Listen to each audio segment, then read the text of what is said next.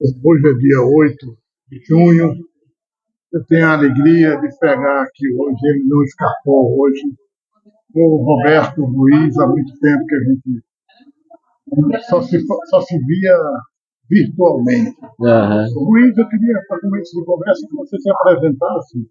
Ruiz ou Ruiz, como é que você prefere? Eu sou Roberto Ruiz, sou médico do trabalho e dou plantão sou médico do trabalho da UFSC, da Universidade Federal, do plantão lá, faço minha medicina do trabalho no plantão, Lá e em Florianópolis, em Santa Catarina, na UFSC. E aí depois eu faço pesquisa e trabalho com o movimento sindical também. Foi aí que a gente acabou criando o nosso observatório, o OBIAGRO, que é o Observatório de Saúde, Trabalho e Meio Ambiente no Agronegócio, onde a gente oferece, né, a possibilidade de, junto com entidades sindicais, junto com o movimento social, fazer pesquisas, onde a gente quer entender melhor não só a doença do trabalho nos frigoríficos, mas mais do que isso, entender o território no frigorífico tá, como um todo. Então, a sua cidade, o seu entorno, a população, não só de trabalhadora, mas a população em volta de frigorífico. Então, a gente tem feito essas pesquisas mais amplas, né? E, diante disso, inclusive, nós estamos trabalhando com projetos específicos. Trabalhamos, por exemplo, com o projeto Amônia, que foi um estudo aí, e aí a proposta de um parecer técnico sobre como evitar acidentes com vazamento de amônia, e outros projetos, o projeto Gestantes, e o GFrigo, Gestantes de Frigorífico. E a gente sabe que hoje a gente tem um dado que as gestantes de frigorífico, elas têm de 3 a 4 vezes mais chance de sofrerem problemas na gestação, inclusive aborto, quando comparadas às gestantes trabalhadoras em geral, né, quando comparadas à média das gestantes trabalhadoras. Então, esse é o nosso último projeto que a gente está desenvolvendo e propondo aí a Cerestes, inclusive, propondo a universidades e ao movimento sindical para que abracem esse projeto com a gente e a gente possa implementar ele. esse trabalho do observatório foi muito bem recebido pelo campo da saúde e trabalho. Já vi vários momentos, apresentações, suas ou de alguns colegas lá do grupo do trabalho. Queria que você falasse um pouco. Você apresentou esse breve painel, né? Se você quiser, você tanto pode poder falar sobre, por exemplo, a prevenção dos acidentes com vazamento de amônia, agora a investigação das gestantes, ou destacar um pouco do histórico do que você diria assim, das principais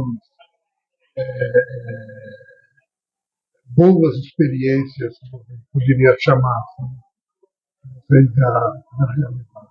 Esse observatório a gente chama OBIAGRO, né? Você pode ver lá no www.odagro.com.br e vai ter nossos projetos, as notícias em geral, e ele surge um pouco da necessidade do movimento sindical da alimentação se qualificar para o debate de saúde do trabalhador com as empresas, sobretudo com os frigoríficos, inicialmente.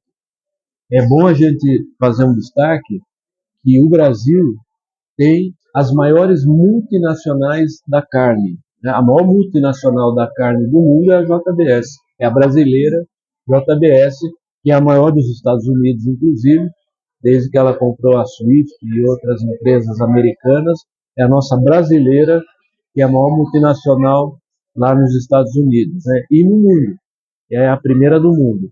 Então você imagina como é que é a negociação sindical, uma empresa com esse grau de qualificação. Ela já estava movimentando um volume maior de 100 bilhões ano, que é uma coisa estrondorosa, né, para uma empresa. Ela é quase assim, quase do porte de uma Petrobras.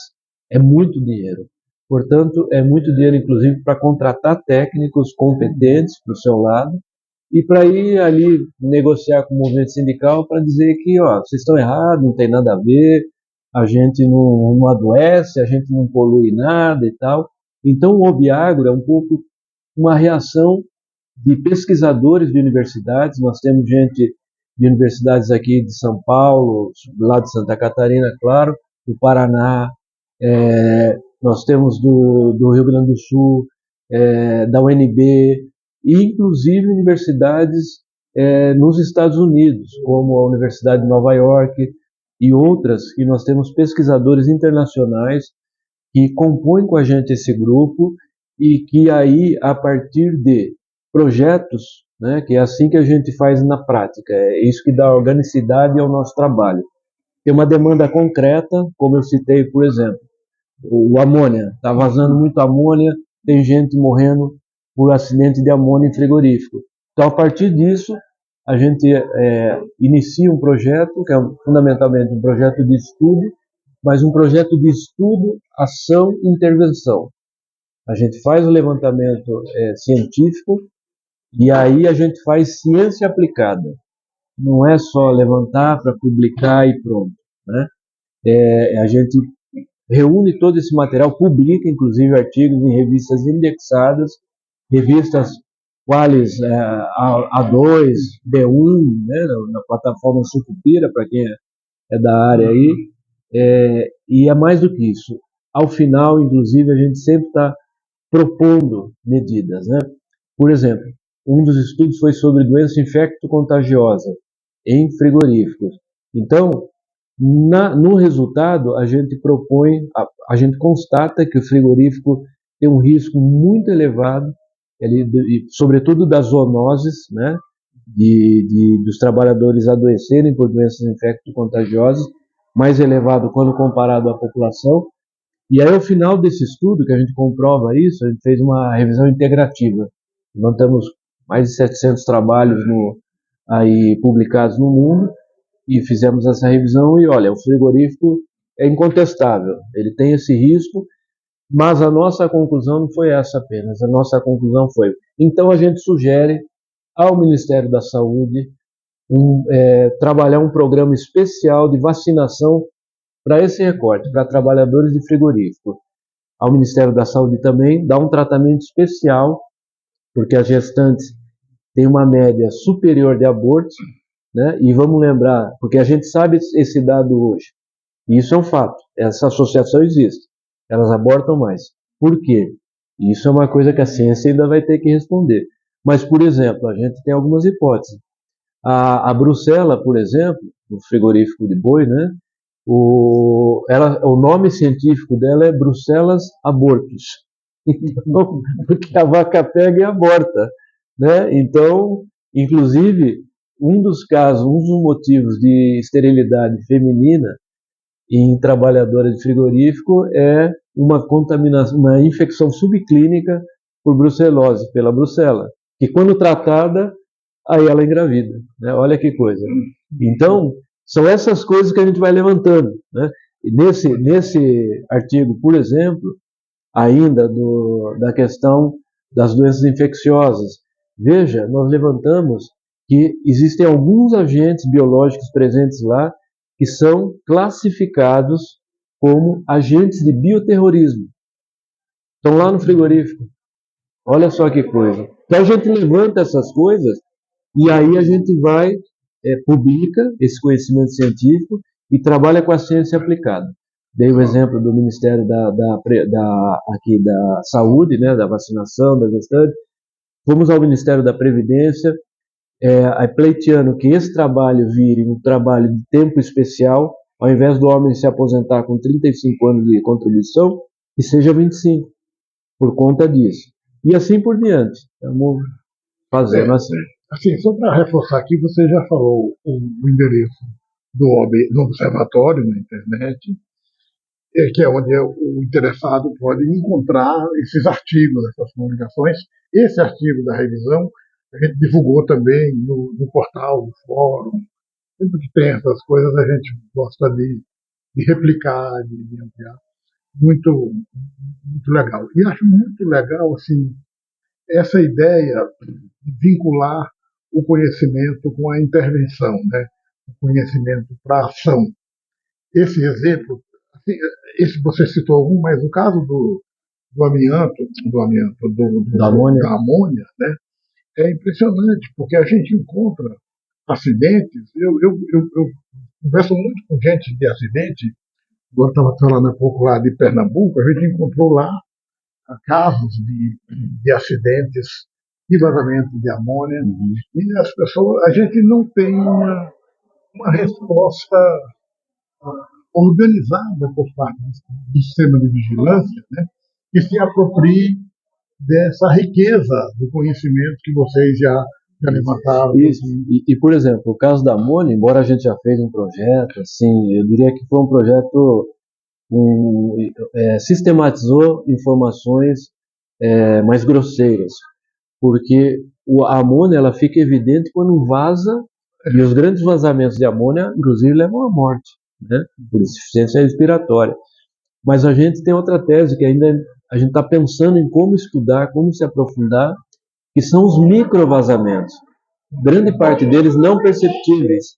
E então, a gente tem, inclusive, um limite na legislação, que é o 20 partes por milhão da amônia, tolerável.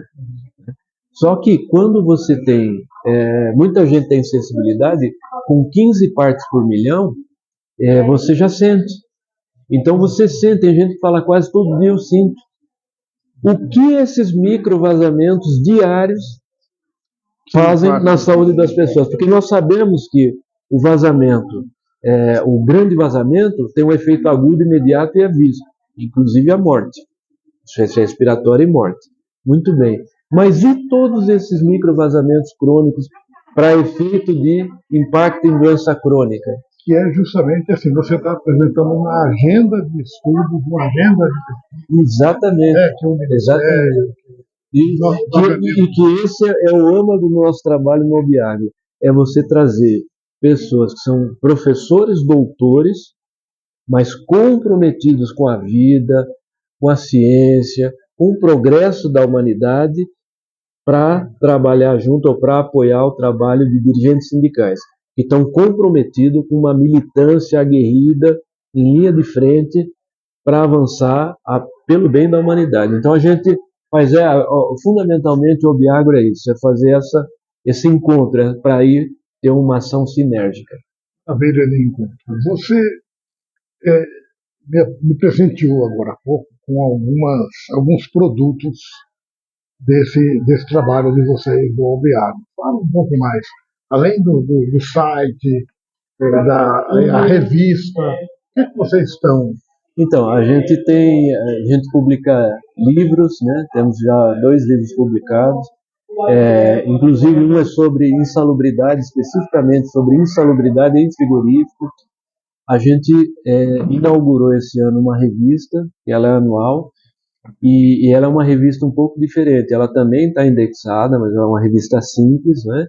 Onde a gente junta cientistas do naipe de um Ricardo Antunes, do naipe de um Vanderlei Pinhatti, junto com artigos de dirigentes sindicais, da ponta. Então ela é uma revista um pouco diferente, que ela dá um contexto científico, um embasamento tremendo nesse sentido, mas ela traz também aquela visão sobre aquele tema de quem está ali no dia a dia. Então, esse é outro produto que a gente inaugurou. Eu gosto de uma expressão que o pessoal do movimento de pessoas com deficiência usava, que era nada sobre nós sem nós. Então, vamos falar em eu acho que é isso. Nada sem trabalhador. Exatamente. Eu acho que e aí, com um princípio, que dos mais diletos pupilos do Paulo Freire, Carlos Brandão, ele trabalhou muito com uma coisa que ele chamou de pesquisa participante, né? Que é você fazer a pesquisa mas sem desconsiderar o ator ali pesquisado, né? Obviamente com todo o rigor científico, né? Um método, porque também sem método aí não vai adiantar muito, não se vale a ciência. Mas é um pouco disso, sim, da gente, o ator tá junto, né? Nada sobre nós sem nós. Os livros e a revista que você estava falando, se alguém quiser ver, vai achar a versão eletrônica Vai, no isso, no site. site. Está tudo no site lá em PDF. Está disponibilizado para o Legal. pessoal baixar. É, Roberto, você também é conhecido, você continua trabalhando na Previdência? Não, Não, não. Eu trabalhei 10 anos como médico perito e aí eu costumo dizer que eu saí de um emprego muito difícil, acho que o emprego mais difícil da minha vida foi ser médico perito, para o melhor emprego que eu já tive, que foi ser médico do trabalho de uma universidade como a UFSC. Né? Fiz um concurso público, passei, me exonerei no INSS e assumi na UFSC, mas foram 10 anos de experiência no INSS que, embora não tenham sido muito bons pessoalmente, mas também me deram uma bagagem grande profissional. Você quer comentar alguma coisa sobre essas duas experiências? Alguma coisa a mais? Sobre o INSS, é um trabalho muito difícil, porque, primeiro que ele é muito subjetivo, está muito ali nós não temos, pelo menos não tínhamos, instrumentos muito objetivos, protocolos muito objetivos para avaliar um caso e o que a gente tem que ser justo, como médico perito, a gente tem que aplicar a lei. É isso que a gente tem que fazer, de um modo justo. E a gente teve caso de uma pessoa, e isso está documentado, né, lá em Santa Catarina, que fez uma primeira perícia, não foi sequer afastado por um curto período de tempo, e depois de um tempo, pouco tempo, fez uma segunda perícia e foi aposentado por invalidez. Então, você vê que são critérios assim, mas como? É porque é muito subjetivo, está muito por conta do perito. Na minha opinião, a instituição falha. A instituição deveria instituir, né, essas coisas. Porque é fundamental que você tenha critério de tomada de decisão, que possa discutir. Se tem uma discordância, em que base? Ponto, né? Exato. Isso tanto para o diagnóstico, quanto para o nexo, quanto para a decisão do impacto na capacidade do trabalho. Exato, exato. E uma coisa interessante também para comentar, sempre existe uma lenda urbana que, principalmente quando o Lula entrou, que o Lula mandou cortar, né? Que aí as fake news. Isso é mentira. Nenhum governo faz pressão, inclusive nem o Temer, nem o Bolsonaro, faz pressão para cortar. Não é assim. Agora eu vou contar uma situação, como é que funciona. A cada 3 meses nós temos uma reunião geral de peritos da região. Então, a gente estava na reunião e aí o perito-chefe falava assim, ó, a nossa média de negativa está em 35%. Aí virava e falava, Roberto, a sua média foi 15% só de negativa. Não há uma norma, ninguém mandou cortar, certo? Você, pô, eu tô fora da média, eu sou, né? E inclusive tinha um colega que sempre tinha uma negativa de 5%, e o apelido que eles deram para esse colega era o 100%. Eles chamavam 100% de concessão. Ah, caiu com aquele lá. Entende? Então veja, mais do que uma norma, uma legislação, há uma cultura.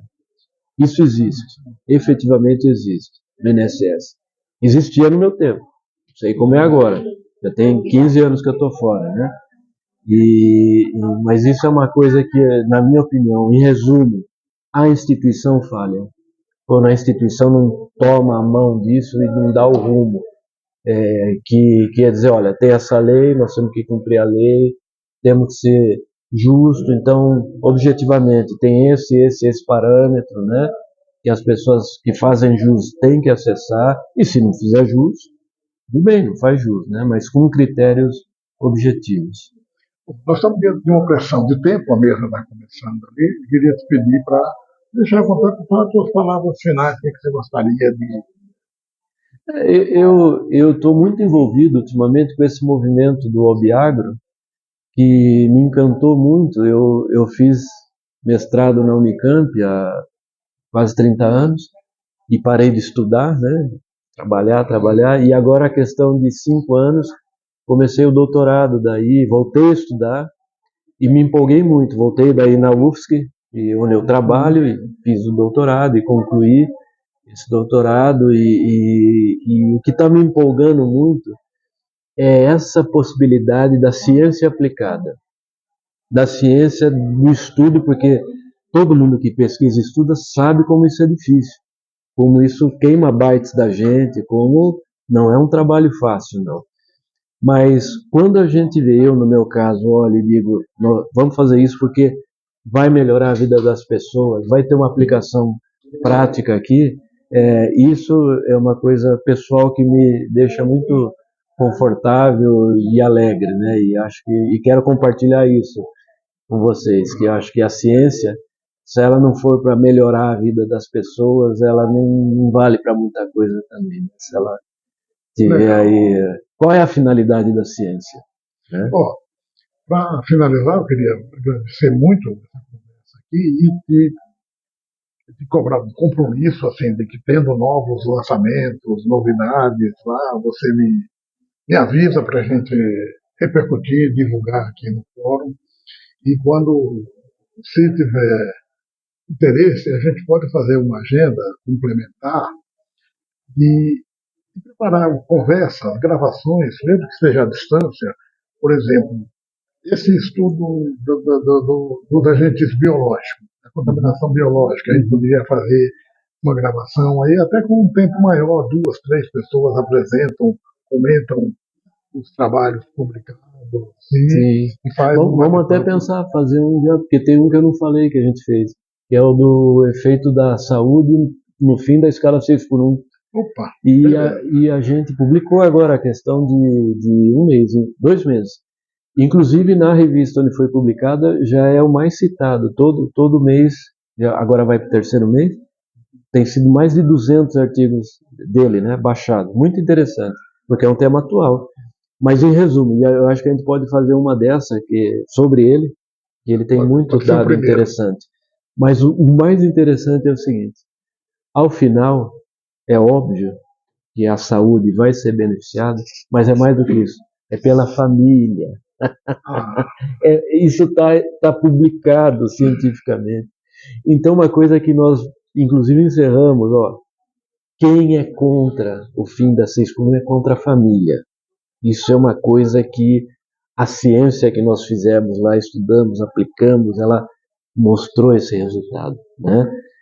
Então agora é um debate político mesmo, entre capital e trabalho, né? No âmbito, na arena lá do Congresso, para decidir se vai ser a favor da família ou se vai ser contra a família. Já que nós estamos num tempo, né, que a família é tão usada, eu queria deixar esse último recado aqui. Legal.